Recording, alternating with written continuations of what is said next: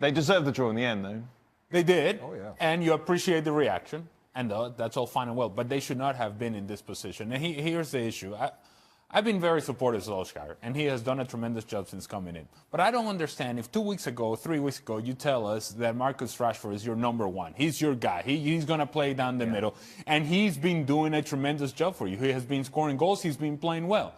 Why, oh, why do you send him out on the left-hand side? Would you do that with Harry Kane? Yeah. If he's your number one, do you take him out? If he is indeed the guy that you trust to score the goals, then put him there. The team has been good with him there. He's been good. He's producing goals for you. Then don't change that, because you're taking away from something that actually has worked for you. Maybe a little bit of overthinking, maybe a little bit of, well, maybe we give Romelu Lukaku a run here. Wait, hold on a second. You rested Marcus Rashford in the FA Cup. For what reason? So that you could bring him on playing down the middle on the Premier League in the midweek. Instead, you choose to go in this direction. I just think it created an environment in which you don't give Marcus Rashford the credit that he deserves. And so far, he's been so good for them. Yeah, you know, I don't mind the change so much because I think he's trying to add Lukaku back into this. I don't know why, though. What's that? I don't know why. Well, I think it had to do with the fact that Martial wasn't fit. So what you want now is a player that can fit into that Martial role. It didn't work. Don't get me wrong, but I can see why he wanted to do it.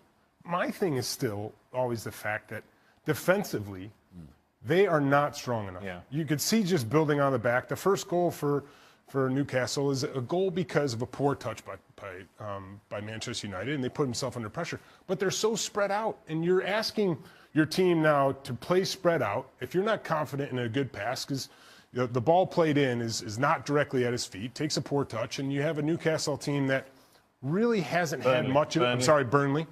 Really hasn't had much of the game besides defending. And now you've given them the opportunity to get on the front foot and say, yeah, we can stick our feet in defensively and defend all we want now because we have this goal. I know there's injuries, but I do think, as Ali said, I do think sometimes managers overthink. I think here's a classic case of, well, we're playing Burnley. They're big and strong, and they've got me and Tarkowski at the back, the big lad. So I'll put the big lad. We'll put a physical battle against them, and that's how we'll play. Well, actually, it plays into the hands a little bit because that's what those two lads want. They don't want a quick guy running in around them. They're quite happy to have Lukaku, who's a bit more cumbersome. We want to have a bit of a fight with them. Oh, and that's what those two big centre-halves have made their name on. Matic said it was 2 points drop rather than a point gained. Would you agree? If you think about the game beforehand, you'd say yes. But then again, the comeback was brilliant. There'll be asked questions about how will these players react if we go 1 down and even 2-0 down. So I thought the comeback was fantastic. We had loads of chances. We didn't deserve to lose the game, definitely. But we did it to ourselves, to be fair. You said beforehand, when I asked you about momentum, you said you want to earn the right. Do you think that your team earned the right tonight? Well, we fought. That wasn't the problem. The problem was first half we were too slow in possession. We gave them the chance to have a little dig at us. First goal as well, we play our way into trouble. So it wasn't the attitude, it was the application of what we did was too slow. The tempo on the ball wasn't good enough, but reaction was good. Big plus. It's your first defeat since you've been here. Are you now looking to see what the reaction is of the players?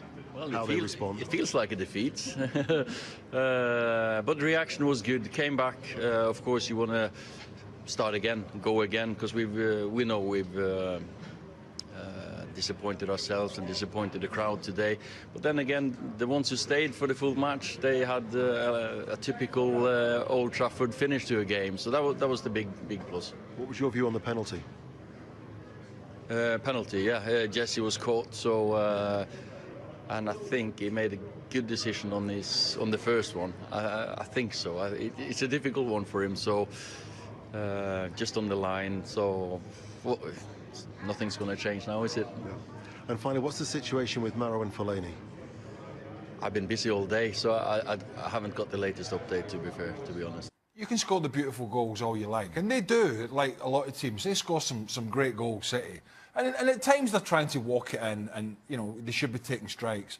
But these little 1-2s quite often pay off. But you know what? And we talked about it during the game. Do you know what really annoyed me was Leroy Sané in the first half when there was a great ball clipped into and it was about 2 or 3 yards out, and the goalkeeper was beaten. He was taken out of the game, and it was a little half-hearted header at it. Right. They're in a position now.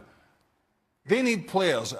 You know, these 2 guys played up front. Get in there, broken nose, cut in the face, doesn't matter. Because I tell you what, they're trailing Liverpool. It might be 7 points by this tomorrow, and their next 3 league games: Arsenal, Everton, Chelsea. Yeah. They're now in the mire, and what they need is not always pretty football, but somebody who's prepared to say, I'm going to take a knock, like the guys have probably done in the striker position. I'm going to take a knock from my team. If it means a boot in the face and we'll get 2-0 up, that's what I'm going to do. And what I saw from Leroy Sané, just in this one occasion, was somebody who was half-hearted, going for what was almost an automatic goal, and that kind of summed it up for me with City. It was a little bit half-hearted all over. It's that big question about Manchester City that pops up every so often is, can they win ugly?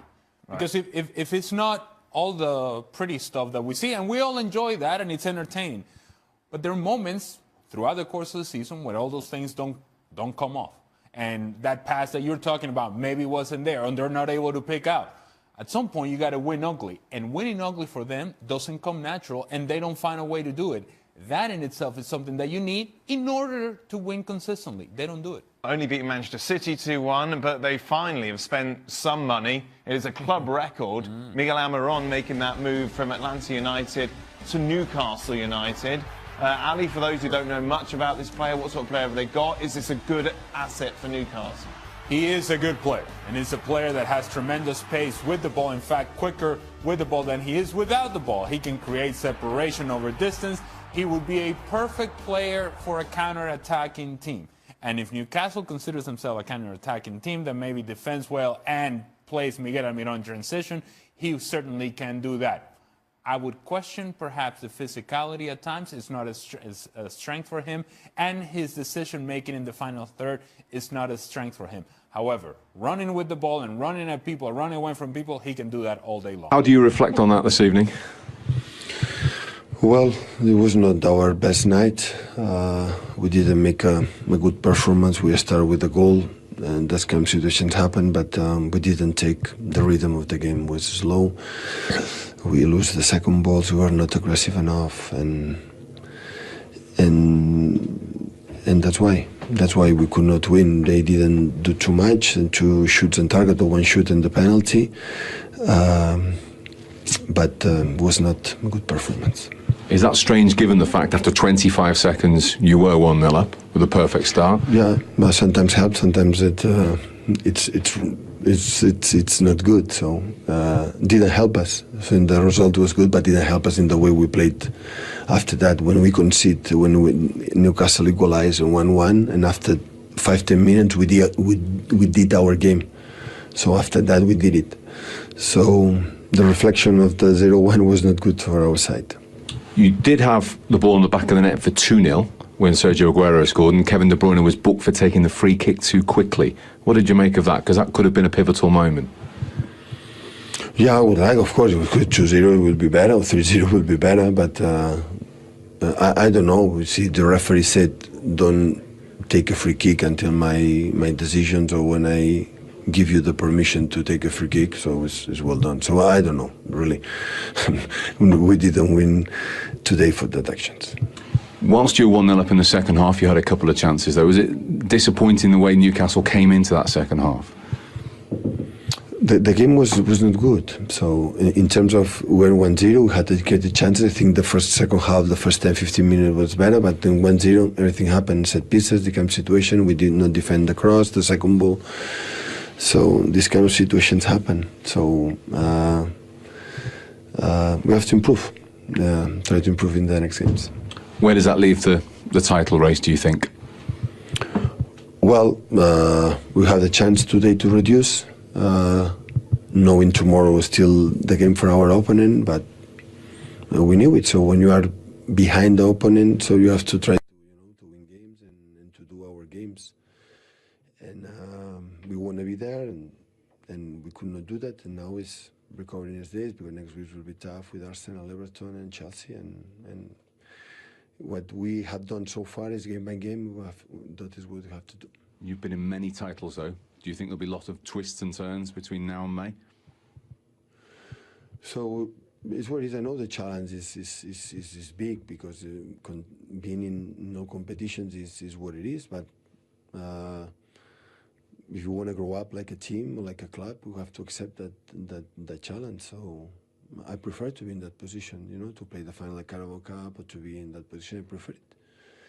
That is the point. So, but today we knew that. So when you are behind the opponents, you have to win games. You have to be there. And today we drop it. Welcome to Extra Time. How much pressure is now off this Manchester United team now that they are no longer have to maintain a winning streak? Surely there was a certain weight of the expectations given the performances in recent weeks. Is that from a Man United fan? I imagine. I imagine it must be, yes. All right. Is the pressure off How much? now?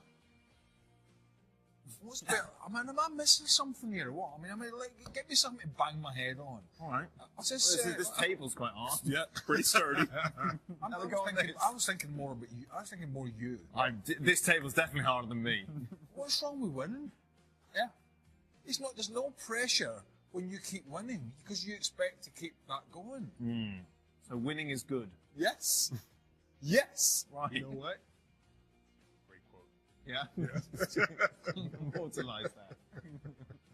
I tell you what, I think I'd rather go back to the Mourinho days. Much better. Oh, well, this next question is about the Mourinho. How many players that's have Mourinho have thrown under the bus today? Now that's a good Yeah, question. who would have got the blame? Oh gosh. There would have been a few.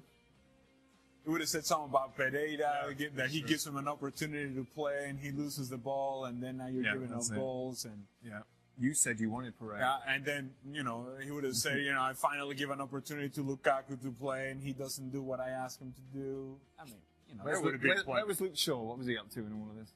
He mistrapped the ball a couple of times. He would have been thrown under the bus, 100%. Let's take a walk down memory lane with you, shall we, Brian? Sure. What's your favourite goal for Fulham?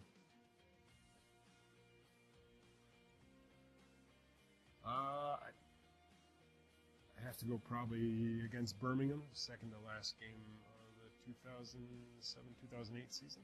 Just because Just talk us through it for those who don't remember.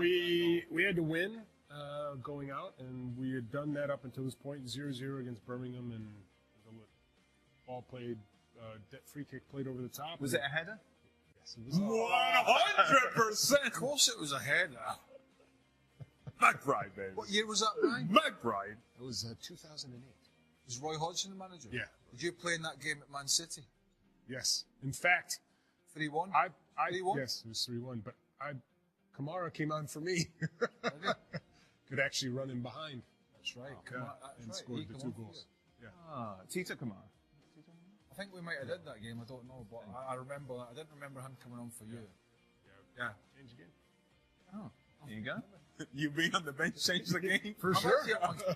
actually really upped my game in my memory ever since Stevie asked me in our FA Cup podcast what Roy Hodgson did in the fourth round last year with Crystal Palace. What team he selected?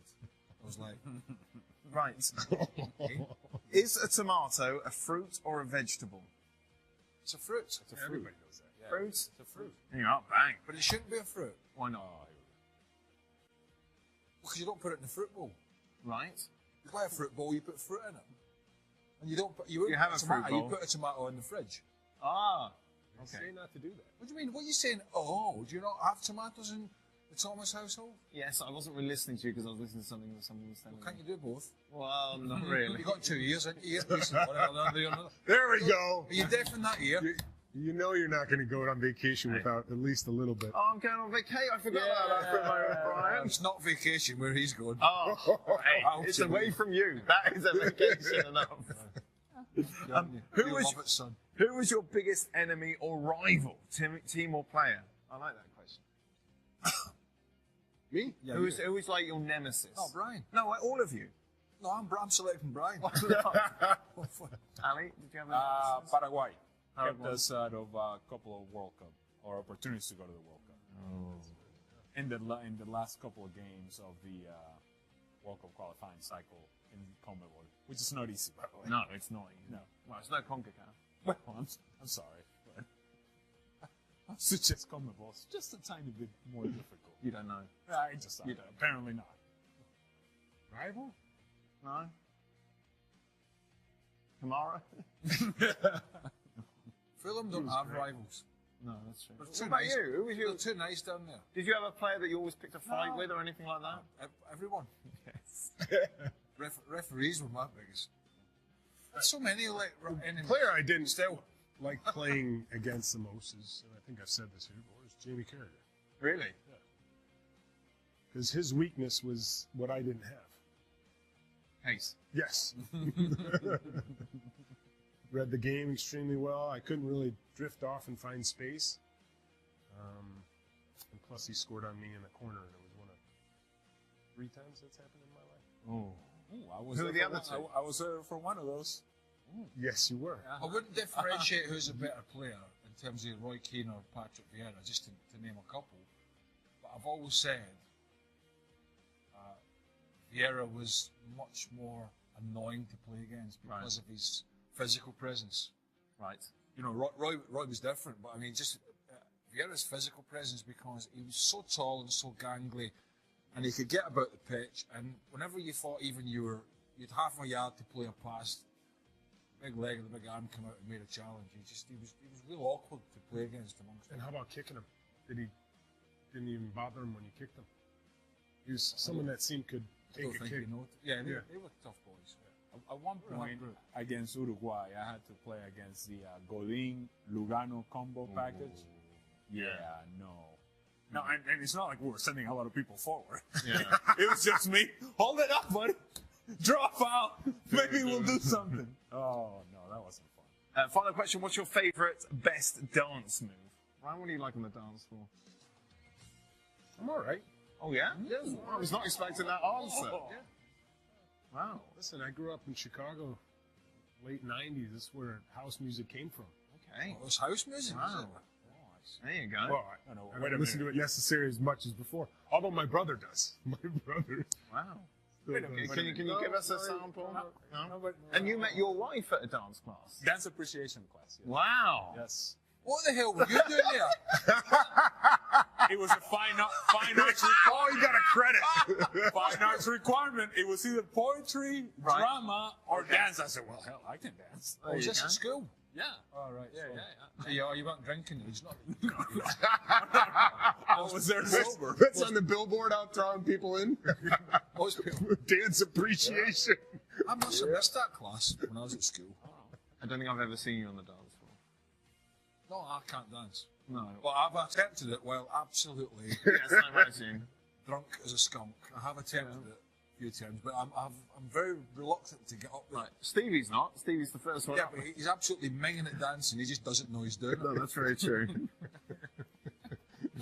Right, that is it. That's the end of the show. The boys will be back tomorrow. Sebastian Salazar will be here. Ah, with us. yes. Great. They'll be looking back, of course, Leicester, Liverpool, the standout Premier League game. Hey, have a good break. Oh, I will.